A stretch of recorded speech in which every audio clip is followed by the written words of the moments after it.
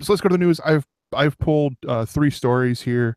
One I was like, okay, whatever. But then I read it. I'm like, oh, okay, we're talking about that one. And it is NBC Universal teams with Tom Hardy's production company on two TV shows. So the voice of the actor who played Bane in the Dark Knight Rises, his Hardy Son and Baker production company. They will produce the crime thriller Pendulum and the science fiction TV show Trees. Now, Pendulum, I don't know too much about. Um, it's going to be it's based on a book, I guess, by that'll be coming out next year. And but the one that intrigued me more was the Trees thing because it's written by Warren Ellis and the illustrator Jason Howard. It's actually over at Image Comics right now, and Oh, that is something that I've been seeing. I've read the book. I love the book, and the premise. I'm like, this would make a pretty good TV show because what it is for that premise, it's a year. I think it's like 10 years after an alien invasion, when really all they did is they've just come down in their crafts and landed in spots, and it's just the humans dealing with this. So whether it's there's one tree in, I think it's in Africa, that is the shortest of all the trees. So they've actually weaponized it. They've put, and they can't screw anything into it. They can't dig, like they can't puncture the trees as they call them, but they just set these machine guns up on top, like ready for anyone to come mess with them. And you see these people from all around the world, and how they're dealing with these trees, how they're dealing with what's going on. And it's an ongoing series, so I mean their issues are coming out like monthly, or I think they're on a break right now, but it's a great story, and it's a little bit like Sense8, but with an alien invasion in aspect in there, which is it's a great story. I'm not doing it justice right now, but it's also because it's been a little while since I've read the last issue. all right. Well, just to go back for a second, this is someone who has read Pendulum, Liz Barnsley on Goodreads.com. This is from her review. It says, John Wallace comes around one morning to find a man in body armor and a mask attempting to hang him.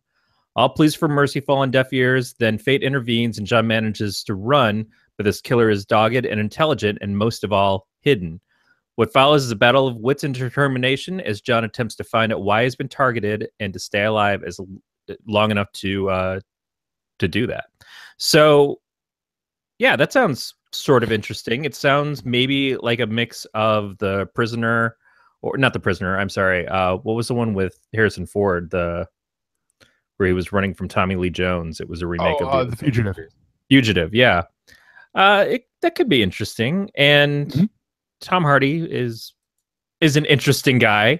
He's certainly done a lot of compelling, if weird, bits and things. I remember, wasn't he the guy in the giant mask that was in a band or something? No, that I think that was, are you talking about Frank, the movie That Frank? maybe it is. I don't know. Because if it's that one, that was Fassbender. That was Michael Fassbender in Michael that role. Fassbender. Okay. Then I don't Yeah. really know anything about Tom Hardy. No, Tom Except he's Hardy. He's. You talked about following. I can't think who said it was, but you follow someone. Oh, Mandy Moore on Instagram. Tom Hardy is another one that it seems like that'd be interesting to follow on Instagram, because he's just like so I've seen pretty. him in the past. Well, he's pretty, yeah.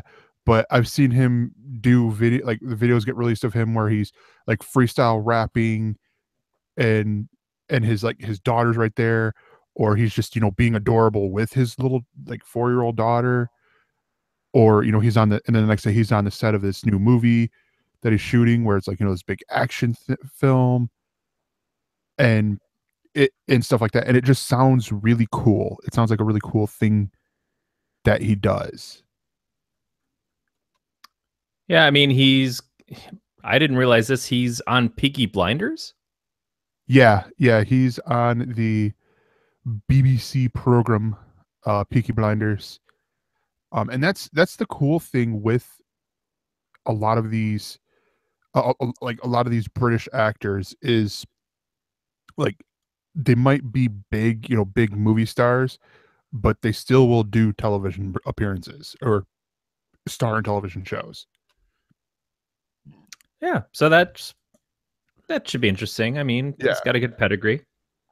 Be Yeah, fun and there's checking no out what he's word got coming up. um And both of these are not remakes of old shows, which is something we'll get into a little later on too. Yeah, they're yep. based on a book or whatever, but that's a little different. I applaud anybody who's doing original ideas and concepts on TV and in movies right now. It seems Yeah. too few and far between. No, yeah, definitely. And there's still early development, so it will probably what'll end up happening is trees will probably end up on sci-fi and the pendulum probably on USA Network is my prediction for those. Um but yeah, so the next story is that Sony moves up plans for Harbinger as its first movie in the Valiant Comics cinematic universe. Now, this one is I like this story because we're getting more superhero it type. We're getting more comic book movies. Um, but it's from a comic book company that a lot of people have probably not heard of. Well, it's certainly not the big name dropper as DC or Marvel, but Yeah, even with DC and Marvel, they're doing with Marvel in particular, they're doing movies about characters that nobody's ever heard of, like Ant-Man or Guardians of the Galaxy, and making that happen. And honestly, Valiant's got a long pedigree. I mean, it came out many moons ago. Uh, a lot of their characters were actually acquired and then went over to another company. So I saw that Ninjak has a movie coming out. Ninjak was for a while a Valiant character and now no longer is. I think Turok is another one that got pulled to another company. So Valiant for Turok the last is Dark Horse, I believe. probably yeah, or being published by Dark Horse now, but was Yeah, under the banner head for this. So the last few years, Valiant has kind of come out when DC and Marvel have been going through not necessarily a lull, but going through a lot of challenging times for their readership. And a lot of people who've jumped ship from those books have moved over to Valiant, much like they've moved over to Image. But whereas Image is not a shared universe, Valiant is. And I've read some of the stuff, and some of it I had familiarity with from before, from old publishing, especially when Fabian Nicieza had taken it over and it was getting published by the video game company. I can't remember who it was, but I really liked. I think it was Fred Van Lente's version of Archer and Armstrong. I thought that was yeah. very entertaining. I wanted to enjoy Quantum and Woody more than I did, and I just think it's difficult to do material after Christopher Priest did it originally and was so phenomenal. But it might have grown on me. It just I kind of was in and out of it. But the character Faith that they have that started out in Harbingers, I think she has grown very popular. Bloodshot has done very well. Bloodshot is one of the ones they're planning on doing a movie for following up Harbinger. I think that there's a lot of potential here, and it doesn't have the same stigmas that we have by having seen Superman up on the screen multiple times before, Batman up on the screen multiple times before. Everybody has an image in their head of Wonder Woman from the TV series or from 70 years of comic books. Valiant doesn't have that same kind of deal that they have to work through. On top of that, it's nice for Sony because while they are kind of developing this, they are also having their cake and eating it too by getting to do Spider-Man within the Marvel universe. So they get two opportunities to play with superhero stuff, one in the big box of Marvel stuff, and then one in the smaller, more easy for them to control box of this Valiant universe stuff, which is still licensed property, but they are not sharing. Yeah. Now, It's Beatmaster says you lost me at Sony, and I don't blame him for that. Although I'd probably be much more bummed out if it was Fox at this point. The thing is that we don't really know much about Sony currently since the big shakeup happened a couple years ago with them, with the email leaks and everything, and the head who got ousted, who is still in control of the Spider-Man stuff, but is working with Marvel on it. What is Sony today that compared to then, and can they do things differently, and can they do things better?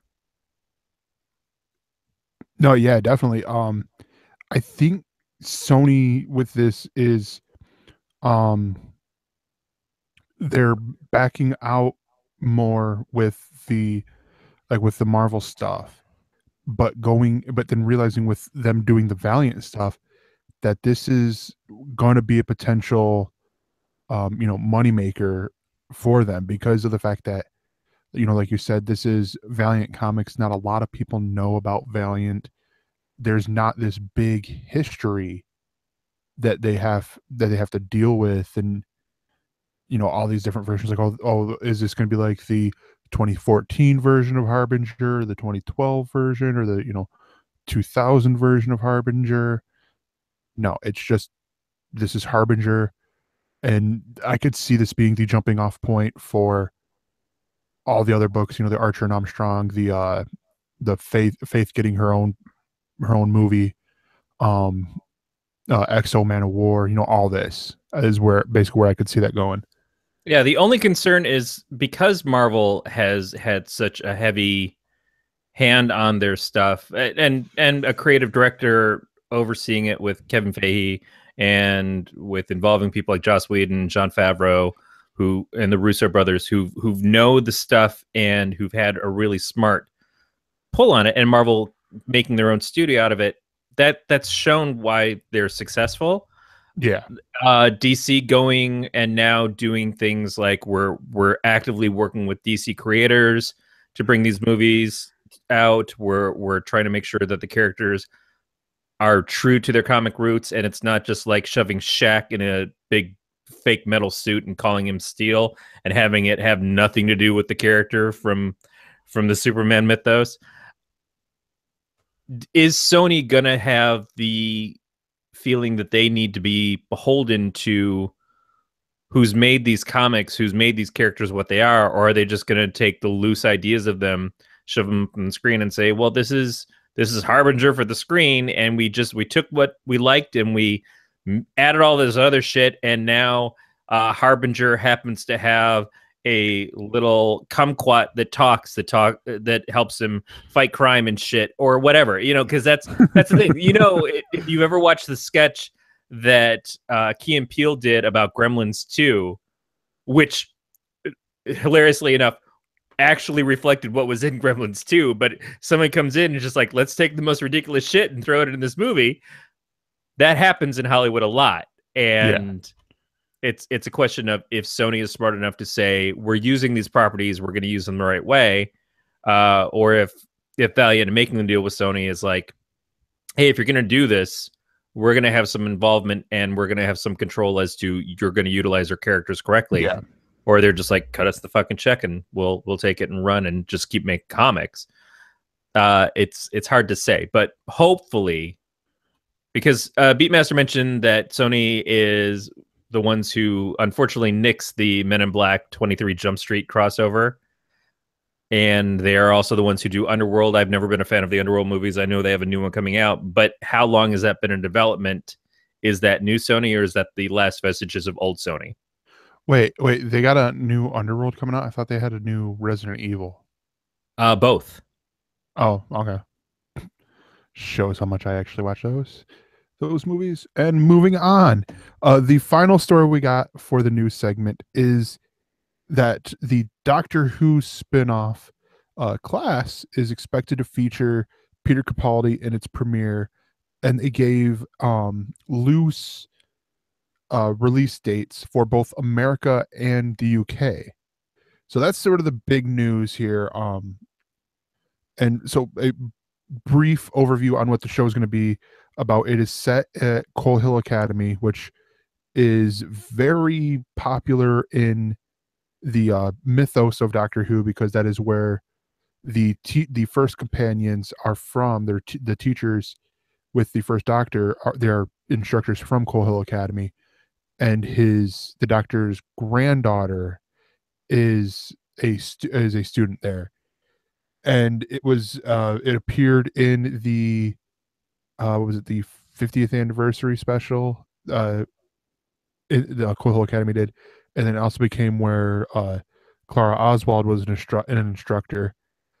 And so the class is going to be, it's going to air in late October in the UK. It'll premiere on BBC Three, so it's going to be online only, on the online exclusive for over in the UK, and then here we're getting it in on BBC America in the spring of 2017.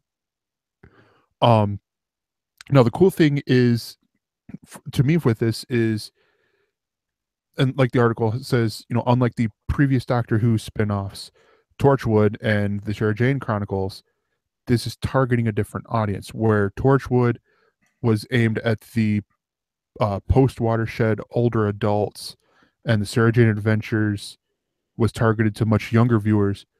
The class is shooting for the teen to late, or to the late teen to early adult audience. Yeah, Sarah Jane was basically Saturday morning Doctor Who light. Doctor Who is its thing, and then Torchwood was Doctor Who After Dark. This is Doctor Who 90210. Yeah, and none of the actors on here, for me as a person who watches a lot of British TV shows, are popping out as someone that or as anyone that I recognize. But that's still a great thing, because it's like, oh hey, we're gonna get this great performance out of this. And I cannot wait for later in October so I can watch the class, because I magically go over to the UK at various times.